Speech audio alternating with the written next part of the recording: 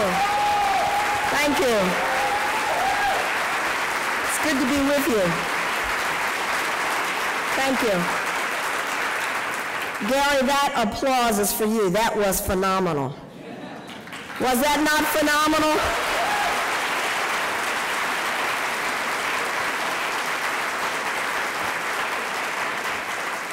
As someone who has adopted Atlanta as home and as my favorite city, I can tell you those years really are defining years, not just in Atlanta, but in the United States, across the country, and they are defining years for many leaders, political leaders, around the world. I get a chance to hear that from places as far away as South Africa and also Ireland and China. People look to what Atlanta was able to do and how we were able to transform in a relatively short period of time in the 60s and 70s as a source of inspiration. And you did a great job in researching it, writing about it, and now really just giving us an inside view on Atlanta, Peachtree meets Auburn.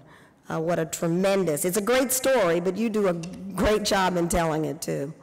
So welcome to Atlanta, everyone. You know everything about Atlanta now. You've heard from wonderful singers from Albany, Georgia, whose tradition really transfers across the American South. And it is a tradition of hopefulness and inspiration and a way to use art, creativity, to both inspire people and to soothe people's souls in tough times.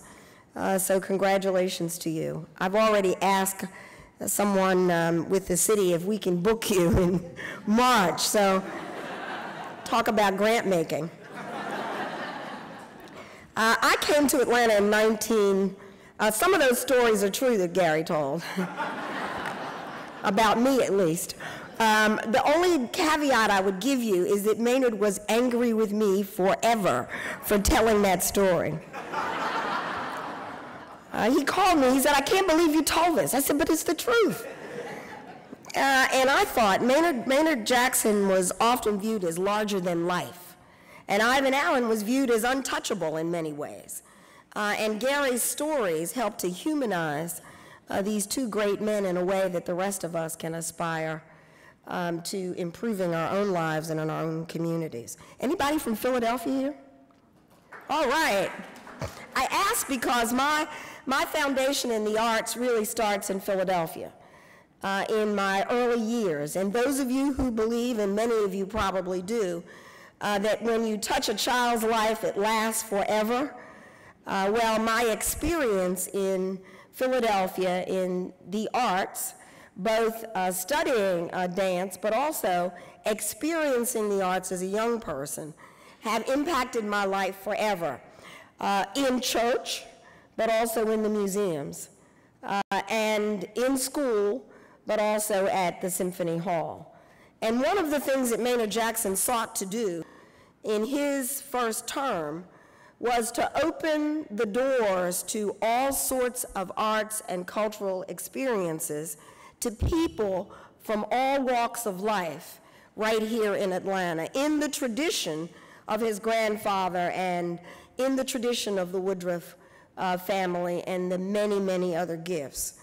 So Atlanta indeed has grown in this period of time. Atlanta is one of the fastest growing cities in America. Some say the fastest growing city in America. And we hearken back to a quote that is very similar to the one that Gary gave from W.E.B. Du Bois, who spent time both in Philadelphia, I might add, at the University of Pennsylvania and Atlanta University. He said, "South of north, yet north of south, lies the city of 100 hills, peering out from the shadows of the past into the promises of the future."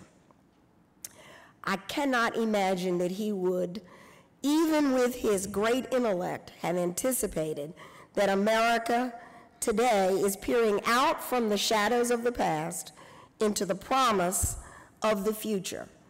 Some 105 years ago, he said those words. And one of the things that the arts can do is to help to define the opportunities and the possibilities for people from all walks of life. I thought that if I could be Maria Tallchief, I'm dating myself, if I could be Maria Tallchief, who was not African American but was a Native American ballerina, that I would have made it in life. The difference for me was I didn't have enough nerve to stay with dance as a primary field of work. And I often think that there are so many other young people out there who are creative, who are innovative, who cannot find their place to be creative and innovative. It's fascinating to me that Thomas Friedman now says that we must be creative and innovative. Imagine if he had said that in 1955 when I was thinking about what to study in college.